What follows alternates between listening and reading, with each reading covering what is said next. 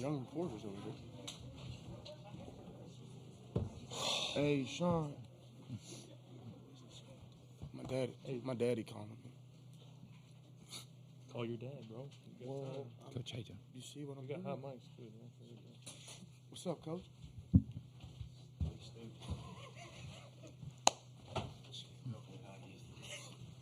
excited to hear what you guys say. Shut up, bro. Shut up. First question, why did you not punch run for play? Because I have 11 bags. Coach, thanks for joining us. We'll ask for an opening statement, then we'll ask questions to the student athletes, and we'll dismiss them before we come back to questions for Coach. If you could give us an opening statement about tonight's game.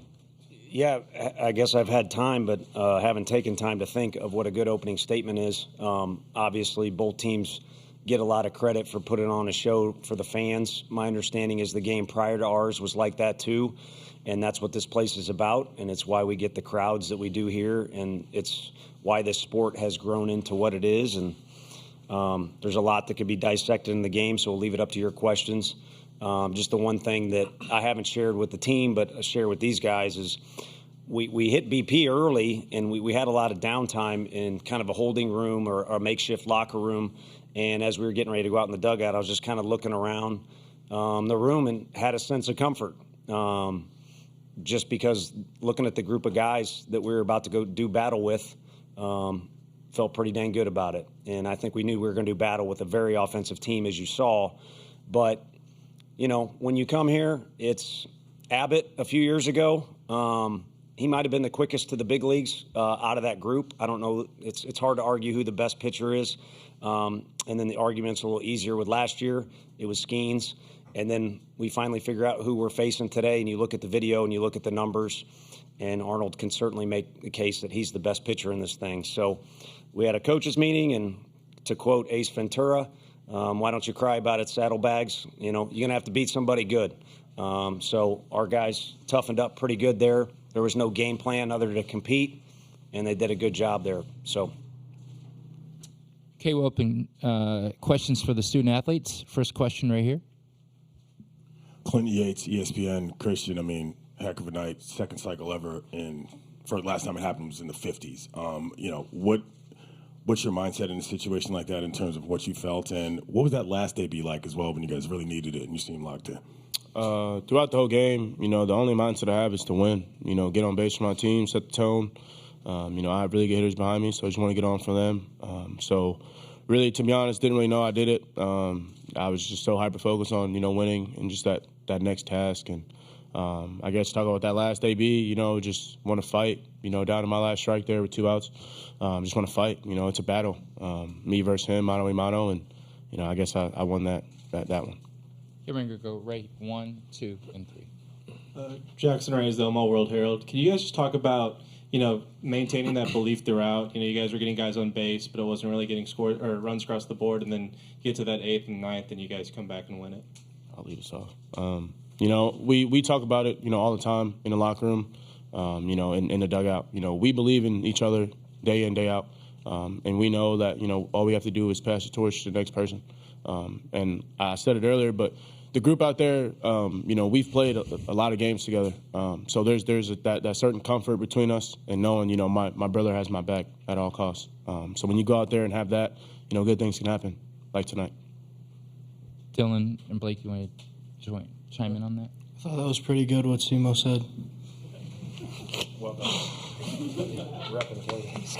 Dylan. Good there. Front. Jake McKeever, College Baseball Central. Blake, you had the 2-2 check swing. Can you walk us through that? And then how did you kind of readjust and get that big hit in the 9th? It was a check swing, and I didn't go, and I kept battling after that. So, I mean, I just kept battling, and that was the result. Jake Mintz, Yahoo Sports. Christian, in your last at-bat, there was a clip of you on the broadcast turning to the dugout and going, "It's fine. It's fine." What were you trying to convey to your teammates in that moment? I was actually saying, let's fight. It's a battle. Like I said, 2 outs, 2 strikes. I get out, we lose. Let's fight. That's what I did. And you're saying that to them even though you're the one at the plate? Yeah. Okay. It's a group effort. Yeah. And then the last question I have is, did you know that you had the cycle? No, I did not, sir. Yeah. Any other questions for the student athletes? That one right there. For you guys, what's the biggest mindset coming out at the top of the third inning, getting 6 runs across from the other side? What's just your mentality to, get back in it? And for all of you guys too, Chris, Dylan, and Blake, what do you just feel about the offense going into Sunday and everything else that lies ahead? I mean, we're a very gritty team. And when we go out there, we always think that we can put up whatever number on the scoreboard. And we aren't trying to put up a 6 spot. We're just trying to win every pitch. And we just threw a bunch of jabs all game and then threw that big punch in the 9th inning. With this offense, we're always 1 inning away. That's kind of our motto this year. And we just had a belief that a big inning was coming and just, trusting each other. Yeah, I mean, I think that's kind of the staple of this program. We're always 1 inning away. If they put up 6, we can do it too, and we have that confidence in each other. And, we were able to do that, scratch and claw, and was able to get back in there. Okay, last 2 questions. We'll go here and here for this. For Blake and for Christian, with y'all coming back to win that game the way you did, how much, if at all, does that change some of the conversations y'all are going to want to have about some of the way things went early in that game and some of the miscues and that stuff, just team-wide? We won. I don't know if we'll have that conversation, but I know we won that game, and we're going to just keep trying to win every other game from there. Put that game, kind of behind us. It's cool, walk off, everything like that. But, now it's on to the next task, and I don't know who we play or whatever, but we'll be ready for them. Go ahead. Oh, I'm good. Hey, Harrison fan, SEC Unfiltered. You guys talk about how kind of relentless this team is, just since proven season after season, and especially this season, throughout the season. What kind of is a tribute to that, the brotherhood, just the chemistry and everything around that? Yeah, I mean, I think from the fall, from the jump, you could tell that we bonded really, really good, and doing everything together, just always hanging out in the locker room later. So, we kind of knew we had something special, and we knew that all we had to do was put it on the field and work hard to be in this situation. And all those guys, even guys in the dugout, have really pushed themselves to be here and to be this team. So I'm super proud of everybody, and hopefully we can keep this train going. What do you think, Blake? Yeah, Blake, would you like to add something? Sure. I actually forgot the question, but we love each other and we're playing for each other. So, Including the coaches? Including the coaches. Love you, Coach V. Thanks, man. Gentlemen, thank you very much for your time. Congratulations on the win.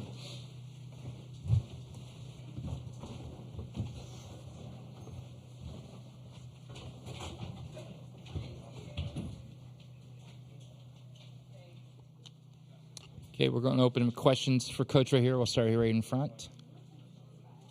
Tony, Cannon seems like he's been really productive as a pinch hitter for you all year. Just what has made him so good in those moments, and kind of what did you see from him in that at-bat in the 9th? Yeah, I think it's a little bit of a backwards answer, but I think it's what he's capable of. With the nature of his position and also what we think his strengths are, it's kind of a catch-22. It's, we've got an opportunity to put you in the game, but hold on, we want to put you in the game when the fire is burning hot. So that could be really frustrating for a young guy, even more frustrating for a guy that kind of envisions a Pete Rose, George Brett style of attacking the game, which he truly does. But for this team in particular, it's what his role is and what it needs to be. And it's a good chance he'll catch before our time is done here. There's a great chance that he'll have to be patient again for that next situation. But I think what you're seeing is what he's fully capable of. And it kind of embodies what these guys are talking about. I mean, I know they're trying to answer correctly, and they're really good dudes when they're not on the field. They're very competitive on the field. But what they're talking about, kind of brotherhood and throwing around those words, is Peebles has accepted his role. And I could go on and on down the list. Snead gets the win tonight. There's times we've taken the ball from him. There's times where he's sore, but he wants to take the ball. I mean, it's been a good group as far as all that stuff goes.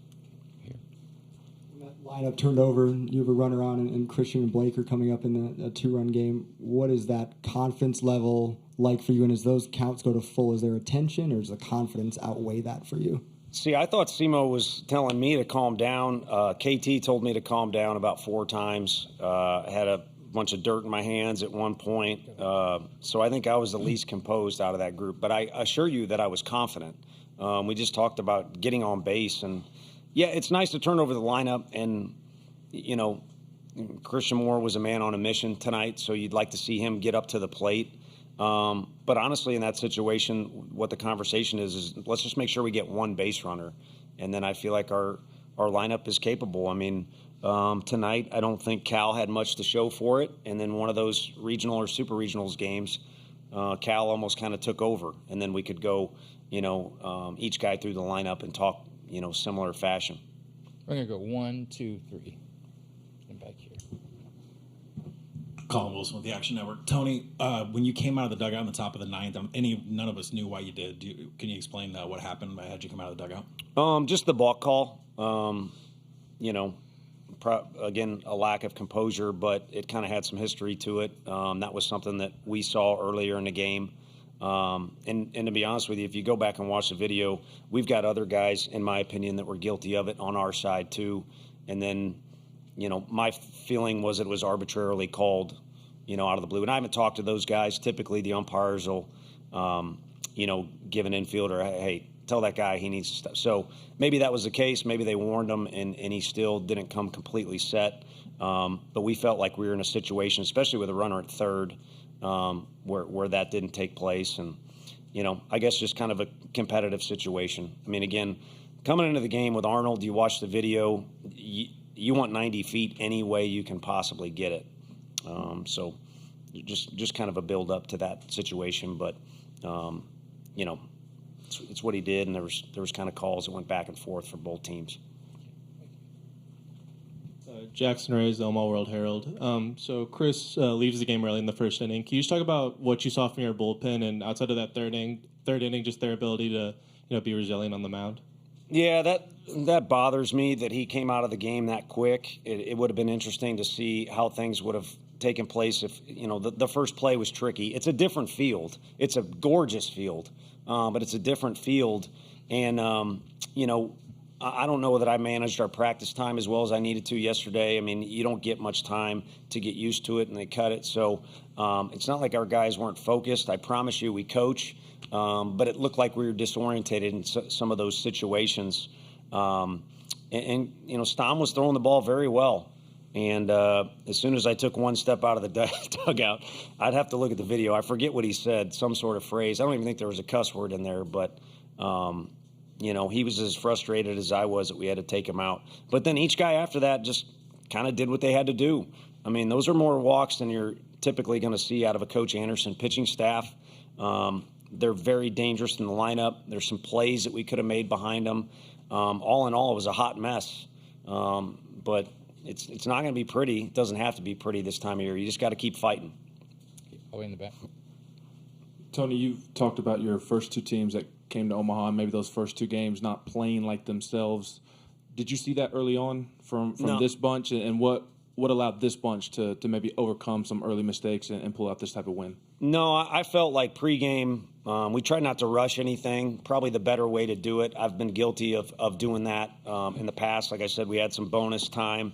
And then you could sense the air about them was pretty good. They were eager to go. Again, Stom was throwing the ball well. Our first inning against Arnold, I got to be honest, I didn't envision it that way. The one thing I did envision, to be 1,000% honest with you, too, we've had a fair amount of success this year. We hadn't had a walk-off win. And that for whatever reason, that was in my head. Maybe because of the game beforehand. And those things are interesting because, once you do something, it kind of seems to occur again or come in bunches. But, no, I just think, a couple tricky plays, and our guys weren't handling, some of the circumstances that were present on the field. But what I said in the mid-game interview was, and I don't mean because we're in Omaha or because the stakes are high. It was just the actual circumstances that were present on the field needed to be handled better by our guys. But sometimes when you compete, you can cover up mistakes. And I think that's, what the definition of that is tonight. It was certainly a great example. Okay, we got the last two questions right here. Clinton Yates, ESPN. Coach, monster night for SEMO. Can you tell me a little bit more generally, though, about what you've seen from him as a player from a development standpoint since he's been around in Knoxville? Wants to win as bad as anyone I've ever been around. And, the umpires, we talked about that there. Grady, the home plate umpire, was really good to me because he kind of let me come out and speak my mind and just, kind of talk about some things. And then he let me know what was going on the field. And the one guy we were talking about back and forth was Simo. And I was just, pleading a particular case. That guy wants to win as bad as anybody on the field. I don't know how you define that, but that's what makes his motor go. And he's not going so good when he's not in that mode and he's worried about other things. And to answer your question, his development has come to where he's matured a lot on and off the field to where he gets into that spot more often and doesn't let a bump in the road set him off or a poor game set him off in another direction. And it's been nice to see that development. Blake Burke and he are two guys that have been a part of two different ends that Chris Burke was talking about before the game. Such a fun story. Two different sides of the country, two totally different ways to do it. But they've both matured in so many different ways, and they're pros. And they're ready to be pros. I just hope it's not for a while. Last question for Coach. Jake Mintz, Yahoo Sports. Yeah. Just curious about Simo. Like, what we saw tonight was incredibly special, and in some ways, the culmination of a lot of time and work that's gone on with his development. For you, what was the moment that you realized he was special? Like, when you look back to recruiting the kid, is there a moment that stands out in your mind of, like, I knew that kid was going to be different? Our staff did a good job recruiting him. I played a very small part. As a matter of fact, I went to one game in the middle of nowhere in Georgia, and he didn't say hi to me. I don't know if he knew it was me or not, so I teased him about that all the time. He was pitching in that game. He was a pitcher, athletic kid, infielder that we recruited. And then I mentioned earlier to the ESPN folks, we didn't think he was coming to school.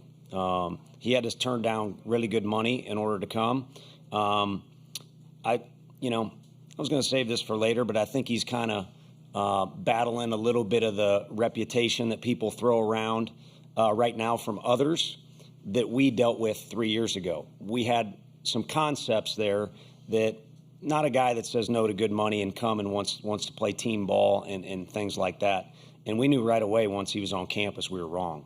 But we also had to do some things to, again, like any freshman, needed to mature. And he's gotten to that point right now. So it's fun to watch. Have you ever seen a home run like the one he hit today? From anybody? To be honest with you, a couple similar at our park, but I would say the more unique thing was the reaction from some of the guys in the dugout.